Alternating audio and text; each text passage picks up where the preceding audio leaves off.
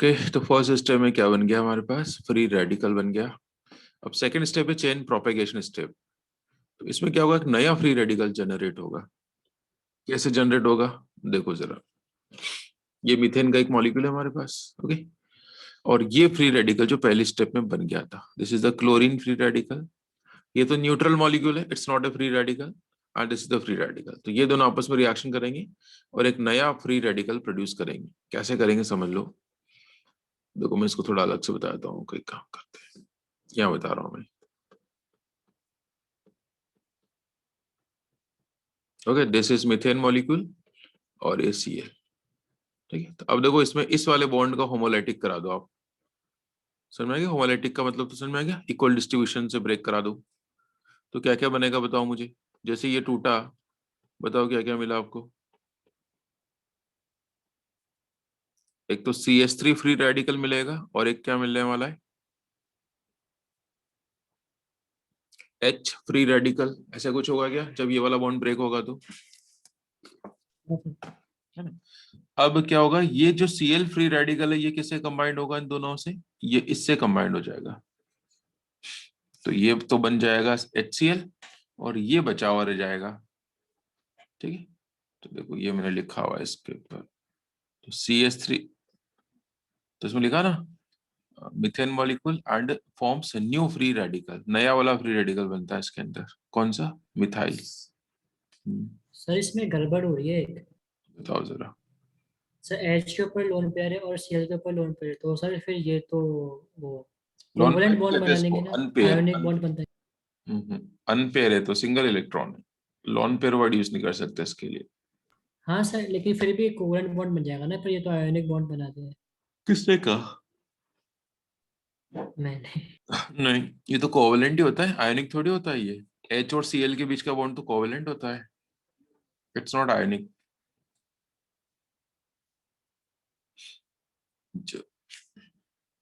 ये नोट कर लो बस, ये लास्ट स्टेप आ रही है बस, वेरी सुन। तो आप इतना से याद करना है, प्रोपेगेशन के अंदर क्या होता है, एक न्यूट्रल मॉलिक्यूल होगा और एक फ्री रेडिकल होगा, है ना। इनिशिएशन में तो क्या होता है, एक फ्री रेडिकल बनता है, और प्रोपेगेशन में फ्री रेडिकल अटैक करेगा न्यूट्रल पे और एक नया फ्री रेडिकल बना देगा, दैट्स इट। नाउ अब फाइनली क्या होगा, in the third step what will occur, कि फ्री रेडिकल आपस में कंबाइंड होना स्टार्ट हो जाएंगे। तो चेन आपकी स्टॉप हो गई, टर्मिनेट हो जाएगी। हाँ, टर्मिनेशन, टर्मिनेट होने का मतलब वो स्टॉप होना। तो फ्री रेडिकल आपस में कंबाइंड होंगे। तो देखो जरा कौन कौन से फ्री रेडिकल आपस में कंबाइंड हो रहे हैं, पता तो करें अपन। तो हल्का एक, सा ऊपर हम्म, थोड़ा सा ऊपर कर दो बस।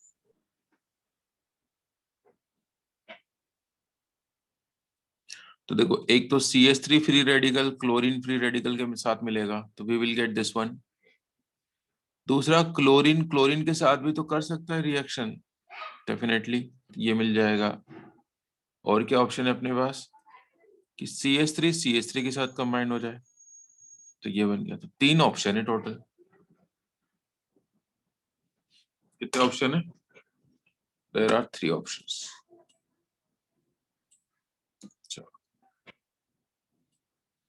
ये रिएक्शन ठीक, मतलब इम्पोर्टेंट नहीं है। इसकी मैकेनिज्म भी वैसे नहीं पूछेंगे, चिंता मत करो, आपसे नहीं पूछने वाले।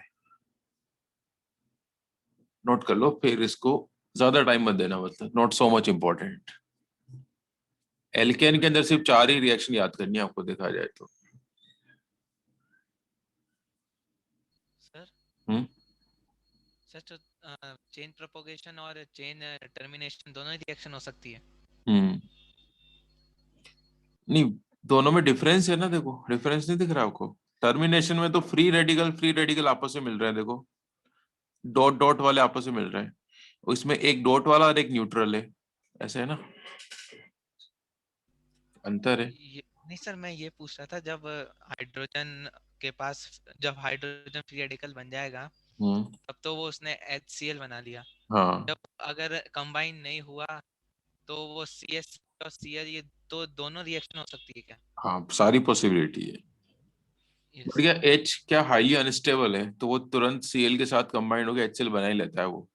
H जैसे Cl डॉट तो अकेला मिल जाता है, लेकिन H डॉट क्या अकेला रहता नहीं है, वो तो फटाफट से कुछ न कुछ बना ही लेगा। इसलिए इसलिए मैंने एक ऑप्शन नहीं रखा यहाँ पर कि H डॉट और H डॉट मिलकर H2 बनाएंगे, वो ऑप्शन नहीं होता है यहाँ पर, वो अनस्टेबल होता है बहुत ज्यादा।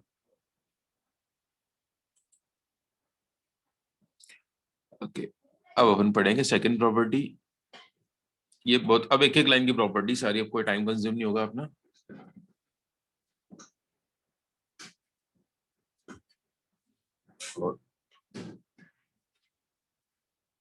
चलो कंबशन पढ़े सेकंड प्रॉपर्टी।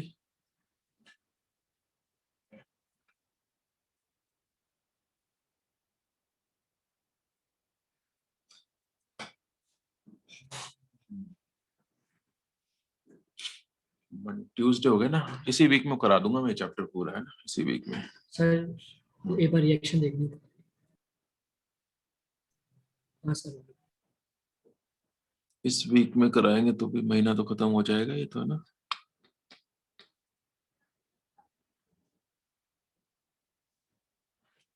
सर मेरे एग्जाम्स 5 मार्च से है। हाँ तो कोई बात नहीं, इसको तो आप साथ साथ ही याद करो जितना मैं पढ़ा रहा हूँ, है ना, बाकी पुराने चैप्टर चलने दो। अब आप खुद का शेड्यूल बनाओ या फिर मैं जो जो बता रहा हूँ वो तैयार कर लो, है ना। तो मैंने कहा था शायद लास्ट क्लास में भी कहा था आपको, हाई वो से जस्ट पहले वाला चैप्टर है ना, जीओसी वाला, नेमिंग वाला, जिसमें इफेक्ट्स पढ़ाए थे मैंने सारे, उसको अच्छे से याद कर लो। एक काम करता हूँ मैं, कल तो टाइम बैठ जाएगा क्या, उस चैप्टर के सारे क्वेश्चंस करवा देता हूँ मैं एनसीईआरटी के, पिछले वाले चैप्टर के, ठीक है ना। ये एक बार हाँ आप, सर। क्योंकि इस बार जो एग्जाम है ना एनसीईआरटी देंगे, वो बाहर से नहीं देंगे। तो चैप्टर नंबर 12 के एनसीईआरटी के एक एक क्वेश्चन डिस्कस करा देता हूँ, सर एक बार ऊपर करना। और ऊपर सर बस एक सेकंड। हाँ सर हो गया। चलिए अब करेंगे कंबशन। कंबशन का मतलब क्या होता है, बर्निंग विद ऑक्सीजन। ऑक्सीजन के साथ अगर किसी को बर्न करें, दैट्स कॉल्ड कंबशन। तो ये बात तो आप 10th क्लास से पढ़ते आ रहे हो कि जब भी किसी हाइड्रोकार्बन को बर्न करते हैं तो क्या बनता है, CO2 प्लस वाटर, पता है ना। किसी भी हाइड्रोकार्बन को बर्न करो, CO2 बनती है, वाटर बनता है, और साथ में क्या निकलती है, खूब सारी यानी प्रोसेस कैसा होता है, burning of hydrocarbon is an exothermic process. Okay, और हीट भी अच्छी खासी निकलती है, मतलब ऐसे नहीं थोड़ी सी हीट निकलेगी, खूब सारी हीट इवॉल्व होती है ना। और इसी वजह से, है ना, खूब सारी हीट रिलीज होती है ना, that's why this hydrocarbons are considered as fuel, है ना, अच्छे फ्यूल माने जाते हैं, गुड फ्यूल्स। क्योंकि अच्छा फ्यूल वही होता है ना जो खूब सारी हीट रिलीज करे। तो ये एक जनरलाइज इक्वेशन लिख रखी है मैंने यहाँ पर, ये जान गई है किसका फॉर्मूला, ये CnH2n+2 एल्केन। एल्केन का है। अब ये बैलेंस कर रखा है मैंने, ये है ना, +O2 give CO2 plus water. अब बैलेंस कैसे करना है इसको, कि ये O2 कितना आएगा, 3n+1/2 आएगा। CO2 कितना बनेगा, =n। वाटर कितना बनेगा, n+1। तो समझो जरा मैं क्या कहना चाह रहा हूँ, कि आपसे पूछे कि बैलेंस इक्वेशन लिखो किसी की बर्निंग की, तो आप पहले तो ऐसे लिख दो, कैसे लिख दो, जैसे मैंने मीथेन की लिखता हूँ, चलो सबसे पहले ऐसे पूछे ना, मीथेन की कंबशन इक्वेशन लिखो, तो ये तो लिख ही दोगे आप, है ना। क्या क्या बनेंगे, CO2 प्लस वाटर बनेगा प्लस हीट। अब बात आती है बैलेंस कैसे करें। तो ये फॉर्मेट आप चाहो तो याद करो, चाहो तो मत करो, कोई जरूरी नहीं है। तो एन की वैल्यू कितनी रखी है मैंने यहाँ पर, कि ये मिल गया 1। तो यहाँ पर 1 रखो, तो 3 × 1 + 1/2 यानी कि 4/2, तो यहाँ आएगा 2। ये तो n के बराबर ही है, तो n तो 1 था तो 1 लिखते नहीं है, ये n+1 मतलब 1+2 1, तो ये बैलेंस हो गई। ऐसे आपसे कहे बताओ इथेन की कंबशन इक्वेशन लिखो, तो कैसे लिखोगे आप, तो बताओ इथेन कैसे ऑब्टेन होती है, n की वैल्यू क्या रखनी पड़ेगी आपको, 2। तो यहाँ तो 2 रख दिया, अब यहाँ क्या रखोगे, तो 3 × 2 = 6 + 1/2 इट्स 7/2। यहाँ पर क्या आएगा इक्वल टू n, तो n कितना था 2, ये आएगा n+1, 2+1 3। ओके, ये मतलब कहने का मतलब बैलेंस इक्वेशन को ऑब्टेन करने के लिए लिखा हुआ है सब कुछ ये। ठीक है, नहीं समझ में आया कोई फर्क नहीं पड़ता, भूल जाओ, सिर्फ इतना सा याद कर लेना कि हाइड्रोकार्बन को बंद करते तो CO2 प्लस वाटर बनता है। ये तो समझ में आती है ना बात। बैलेंस आपसे नहीं हो रही, डजंट मैटर, आगे बढ़ो। ना ये नहीं समझ में आ रहा ना, ये क्या है एन फेन, तो रहने दो। आपको सिर्फ इतना सा पता होना चाहिए कि एल्केन्स को बर्न करते हैं ना O2 के साथ, तो CO2 प्लस वाटर बनता है, प्लस हीट रिलीज होती है, दैट्स इट। रही बात बैलेंस करने की, वो अपन कर लेंगे, है ना, जरूरी थोड़ी आप यही वाला फॉर्म याद करो। बट क्या बुक में दे रखा है, इसलिए मैंने क्या करा है, इसलिए बता दिया, बाकी कोई खास बात नहीं है।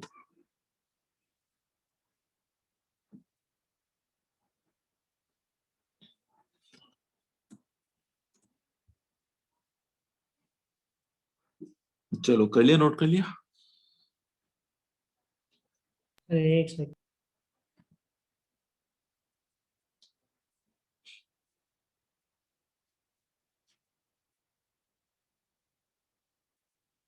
एक दिन छुट्टी कर लो ना स्कूल की, कल परसों तरसों में। रोज होती छुट्टी है। सर हमारे 22 से प्रैक्टिकल है। मतलब छुट्टी नहीं है, प्रैक्टिकल तो ऐसे नहीं ही। सर 20 सर मैनुअल्स भी बनानी है ना, उसका काम करना है। यार मैनुअल तो पहले बना लेनी चाहिए। अब टेंडर निकाल दो उसका, किसी को दे दो, टेंडर दे दो मैनुअल बनाने का। सर सारे एक जैसे लोगों के बीच में कैसे दें? घर पे नहीं क्या कोई आपका जानकार जो आपका काम कर दे, ये छोटा भाई बहन नहीं है कोई? सर उनके भी तो एग्जाम्स हैं। अरे यार सब चलता है, थोड़ा सा कुछ लालच दो, और कॉपी तो बढ़िया होता है, सब छापना है उसका तो। इतना भी छोटा नहीं है ना लालच। तो एक दिन बैठ जाना, रात को छाप देना, ज्यादा टाइम मत दिया करो प्रैक्टिकल रिकॉर्ड भरने में, क्योंकि वो काम वाम कुछ आएगा नहीं, याद होता नहीं, सिर्फ कॉपी करना होता है। तो अपना जो प्राइम टाइम है ना पढ़ने का, उसको उसको उस टाइम में ये मत करना, ये पता चला सब रिकॉर्ड कंप्लीट कर रहे हैं। सर केमिस्ट्री के प्रैक्टिकल्स में क्या क्या आता है? इसमें 2 चीज आएगी आपके, टाइट्रेशन आएगा, सॉल्ट एनालिसिस आएगा। सर वाइवा भी होता है क्या? हाँ वाइवा होता है ना, वाइवा होता है। वाइवा की तो कोई लिमिट नहीं है, वो कहीं से भी पूछ सकता है ना, थ्योरी में से भी पूछ सकता है, जिसका प्रैक्टिकल आपका आया है उससे रिगार्डिंग पूछ सकता है। सर अगर लैब मैनुअल पूरी कर ले तो मार्क्स दे देंगे ना वो थोड़े बहुत तो? मैं क्या कह रहा हूँ, आप कुछ भी नहीं करोगे ना तो भी प्रैक्टिकल में कभी फेल नहीं करते, कुछ भी नहीं आता होगा ना आपको, तो प्रैक्टिकल में तो मिनिमम मार्क्स, पासिंग मार्क्स जितने चाहिए ना 12-13, वो तो दे ही देंगे आपको। फिर भी काम तो कंप्लीट करो अपना, मैं ये नहीं कह रहा काम कंप्लीट मत करो, लेकिन ज्यादा टाइम मत दो उसको, थ्योरी को ज्यादा टाइम दो। अच्छा ये कुछ हाइड्रोकार्बन्स के मैंने एग्जांपल दे रखे हैं, देखो जरा, है ना, सारे हाइड्रोकार्बन्स आप जानते हो, ऐसा कोई हाइड्रोकार्बन नहीं जिसको आप नहीं जानते हो, है ना, तो उसको लिखने की कोई जरूरत नहीं है, तो इसे जस्ट फॉर नॉलेज तो एक बार देख लो, नो नीड टू कॉपी। जैसे एलपीजी एक हाइड्रोकार्बन है, बोलो एलपीजी एक हाइड्रोकार्बन होती है क्या, क्या बोलते हैं इसको? पता नहीं। अरे यार एलपीजी घरों में काम आती है ना। नहीं सर, फॉर्मूला इसका। गैस। अच्छा फॉर्मूला तो मैं बता रहा हूँ, है ना, तो एलपीजी बेसिकली 2 गैसेस का मिक्सचर होती है, प्रोपेन और ब्यूटेन का, है ना, इसमें ब्यूटेन थोड़ी ज्यादा होती है, प्रोपेन थोड़ी कम होती है ना, 60-40 टाइप से होता है। और इसमें थोड़ा सा बहुत कम क्या होता है, इथेन थायोल, इथेन थायोल का एक और नाम होता है मर्केप्टन। तो ये क्यों डालते हैं, एक्चुअल में ये होती है ऑर्डरलेस, इनकी कोई स्मेल नहीं होती है, ठीक है, स्मेल होती नहीं है, तो गैस अगर लीक होगी तो पता कैसे चलेगा, तो वो लीकेज पता करने के लिए ये चीज डाल देते हैं उसके अंदर, तो इससे क्या होगा, अपन को ये पता चल जाएगा लीक हो गई तो, है ना। ऐसे सीएनजी, सीएनजी क्या होती है, ये फुल फॉर्म तो ये रहा इसका, कंप्रेस्ड नेचुरल गैस, है ना, इसको एलएनजी भी कहते हैं, और ये होती है मीथेन। और इसमें भी थोड़ा सा अमाउंट किसका डाल देते हैं, मर्केप्टन, है ना। पेट्रोल का फॉर्मूला ये रहा, आइसोक्टेन प्लस हेप्टेन, है ना। ये डीजल का फॉर्मूला, ये केरोसिन का फॉर्मूला है, ठीक है। तो this is just for knowledge, है ना। इसका स्क्रीनशॉट लेना चाहो तो ले लो, कॉपी मत करो, इसको रहने दो।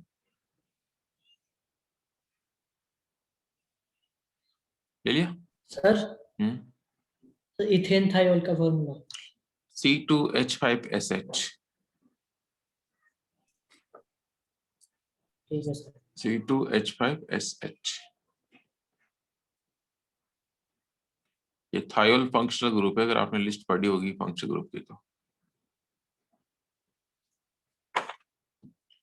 चले भाई, अब अपन पढ़ेंगे। अब ये रिएक्शन इंपॉर्टेंट है, अब इसमें समझने का नहीं है, रटने वाली है, बट ये मैंने देखा है बहुत सारे स्कूल्स में पूछी जाती है, ठीक है। टोटल कितनी रिएक्शन है, ये 4 है। कंट्रोल्ड ऑक्सीडेशन, कंट्रोल्ड का मतलब हम यहाँ पर कंडीशन चेंज कर दें, कैटलिस्ट चेंज कर दें, टेम्परेचर चेंज कर दें, तो क्या प्रोडक्ट बनेगा। नॉर्मली बर्न करते हैं ना अनकंट्रोल, O2 के साथ बर्न करेंगे तो ये बनने वाला है CO2 वाटर। बट अगर अपन कंट्रोल कर दें ऑक्सीडेशन को, कुछ पर्टिकुलर कैटलिस्ट वैटलिस्ट लगा दें, तो क्या प्रोडक्ट बनेगा। तो इसमें हमारे एनसीईआरटी में 1 2 3 4 रिएक्शन है, और ये एग्जाम में आती है, और इसमें समझने का नहीं है, ये रटने वाली है। कैसे, देखो जरा, सबसे पहला देखो कि अगर अपन मीथेन को बर्न कर रहे हैं O2 के साथ, अब CO2 प्लस पानी मत बना देना, क्योंकि यहाँ कंडीशन डाल दी कि कॉपर लेना है कैटेलिस्ट, इतना टेम्परेचर है, इतना प्रेशर है, 550 केल्विन टेम्परेचर, 100 एटमॉस्फेरिक प्रेशर। तो अगर ये कंडीशन डाल दी ना आपने, मतलब आपने कंट्रोल कर दी सिचुएशंस को, अब CO2 वाटर नहीं बनेगा, अब क्या बनेगा, अब बनेगा CH3OH, it's a methanol, right. तो अब एग्जाम में क्या क्वेश्चन कैसे आएगा, ये दे देंगे और एरो पर ये लिखा हुआ जाएगा, और यहाँ लिख देंगे क्वेश्चन मार्क, क्या बनेगा, तो फिर आप समझ जाओगे कि मीथेनॉल बनेगा। In the same way one more reaction, एक सेकंड, क्या होगा इसको, अगर आपने अब की बार कैटेलिस्ट ये ले लिया MO2O3, जानते हैं एमओ को, मोलिब्डेनम। या it's a molybdenum, molybdenum oxide ले लेंगे तो we will get this aldehyde and water, तो आपको एल्डिहाइड मिलेगा और क्या मिलने वाला है, वाटर मिलेगा, ओके। बस यही रिएक्शन रटने वाली, आगे नहीं है सर, बस ये वाली है, और ये पूछी जाती है, इसके आगे इंपॉर्टेंट लगा लो सबसे पहले तो। फिर बात आती है इथेन अगर ले लें और कैटलिस्ट ले लें, ये मैग्नीज एसीटेट, मैग्नीज एसीटेट या फिर सिल्वर ऑक्साइड, तो आपको क्या मिल जाएगा, कार्बोक्सिलिक एसिड मिल जाएगा। एंड द वेरी लास्ट, अगर हमने ये ले लिया, क्या ले लिया, KMnO4 से अगर ऑक्सीडेशन करा देते हैं इसका, इसको इस तरीके से लिख लोगे तो भी कोई प्रॉब्लम नहीं, देखो ऐसे भी लिखा जा सकता है इसको, होल थ्राइस का मतलब तो समझ में आ गया अब तो आपको क्या होता है।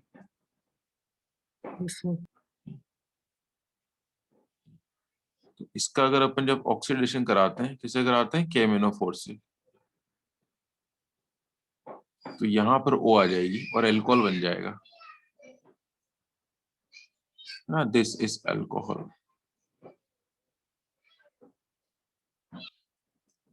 तो ये 4 रिएक्शन आप कैसे रटते हो वो आप देख लो, क्योंकि ये 4 पूछी जाती है, क्या 4 में से कोई सी एक आएगी, बट ये आती जरूर है ना।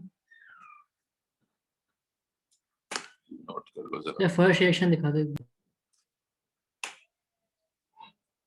आगे सारी रिएक्शंस रटने की नहीं है, बस यही एक ही कही है मैंने, आगे नहीं कहूंगा मैं ऐसा कभी कि रटने वाली है।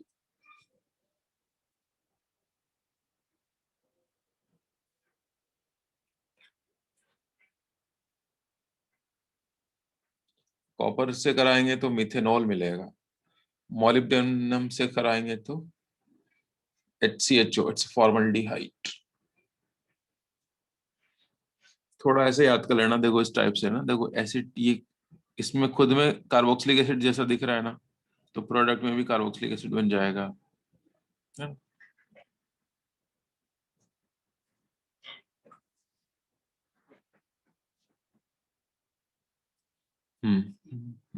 कर लिया, नोट कर लिया।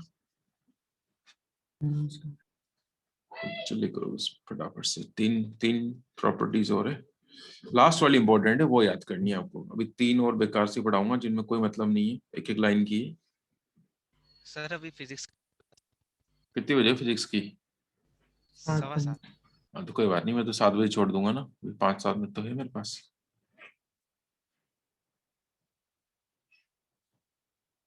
ट्यूसडे को तो होती नहीं ना फिजिक्स की, आज कैसे होगी फिर?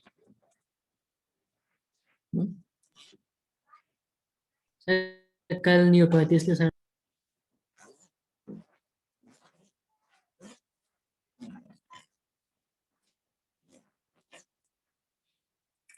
चलो हो गया।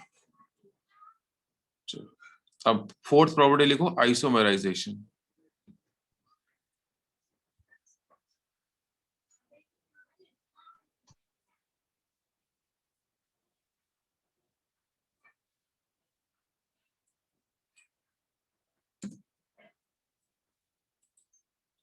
आइसोमराइजेशन में क्या होंगे? आइसोमर्स बन जाएंगे, सीधी सी बात है ना? तो आप लोग है ना आइसोमर्स कैसे याद करोगे यार, अभी तुमने आइसोमर्स नहीं पढ़ा है। तो देखो जरा,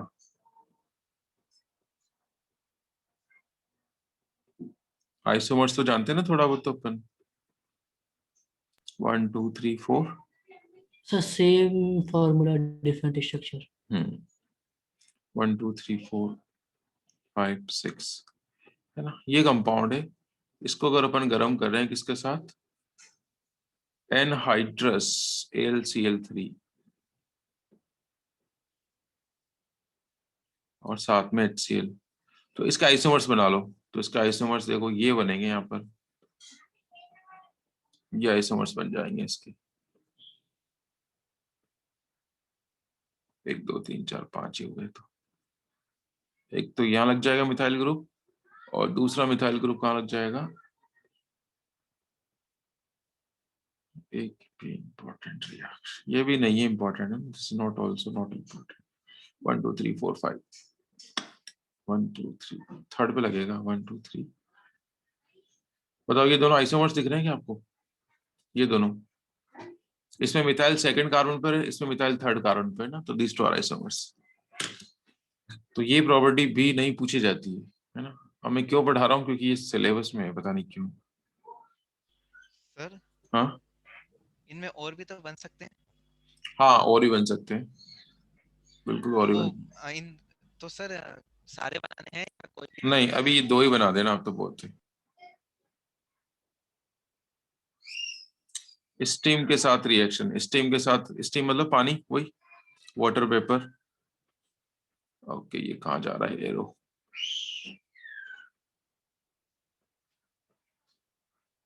लो भाई खत्म, है ना, ये एक एक लाइन की प्रॉपर्टी, बस ये खत्म हो गया है ना। मीथेन को अगर बर्न करते हैं वाटर के साथ इस कैटलिस्ट के प्रेजेंस में, तो we get carbon monoxide and hydrogen, that's it.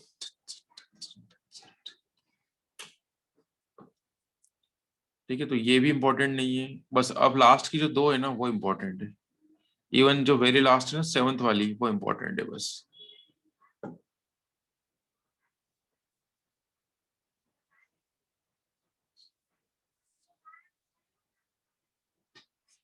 करा दूं या फिर नेक्स्ट क्लास में कराऊं, बोलो?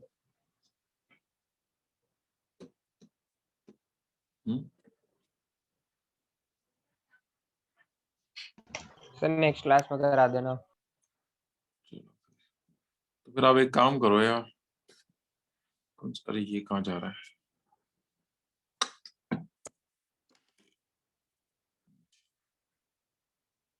ये दोनों प्रॉपर्टी इंपॉर्टेंट है, पायरोलिसिस वाली, और ये सबसे ज्यादा इंपॉर्टेंट है एरोमेटाइजेशन, इसके ऊपर क्वेश्चन आता है ना। चलो इंपॉर्टेंट, अब मैं क्या, चलो मुझे ऐसा करना चाहिए था कि जो नहीं इंपॉर्टेंट है ना उनको नहीं पढ़ाना चाहिए था आज। अच्छा इंपॉर्टेंट वाली प्रॉपर्टी नहीं करा पाए अपन।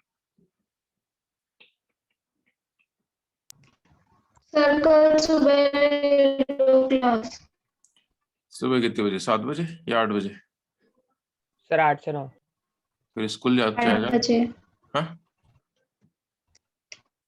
स्कूल नहीं है किसी का नहीं कल? सर, मैं तो नहीं।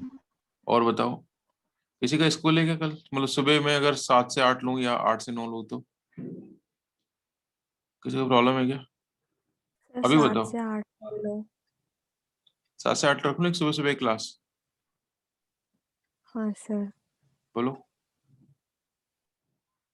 भाई, मैं कल एल्किन पढ़ा दूंगा और एल्किन बहुत ही अच्छा है, मतलब उसमें से अच्छे अच्छे क्वेश्चंस बनते हैं एल्किन में से। ये जो एल्किन पढ़ लिया अपन ने स्टार्टिंग में, बहुत बेकार सा पढ़ लिया। और ऐसा नहीं कि चैप्टर अच्छा नहीं है, चैप्टर अच्छा है, पर वो एल्किन अल्काइन और बेंजीन में अच्छा है। तो कल रख लेते हैं फिर सुबह क्लास है। सर बट आप 8 o'clock तक ही पढ़ाओगे ना?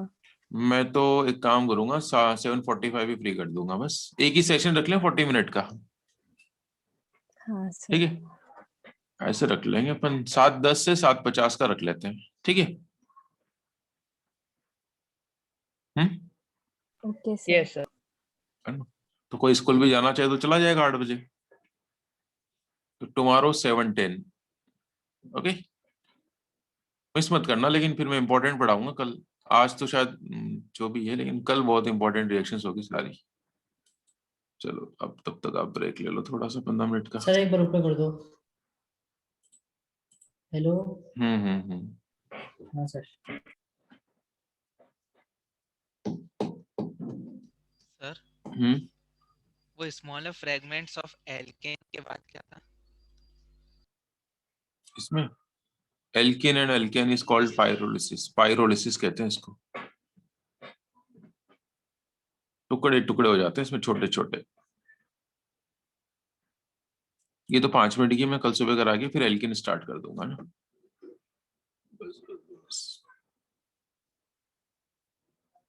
चल फिर आप फिजिक्स करो, पहले नोट कर लिया। नहीं सर, एक सेकंड।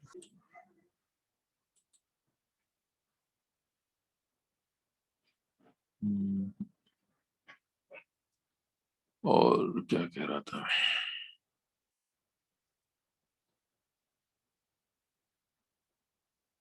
सर हो गया।